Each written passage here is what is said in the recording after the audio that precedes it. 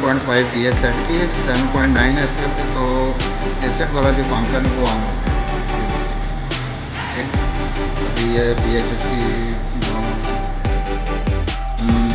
7.8 पे ले जाते हैं इसको। 7.8 पे हमने एडजस्ट किया और करंट है 7.4। अभी अल्कलाइन वाला जो पंप है ना, ये नीचे वाला ये ऑन होता है।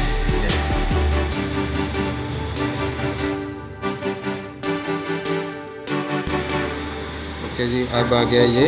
और मेन पेज पे आ जाएं, ये टेम्परेचर कंट्रोल में आ जाएं। टेम्परेचर कंट्रोल भी ऑन है, हमने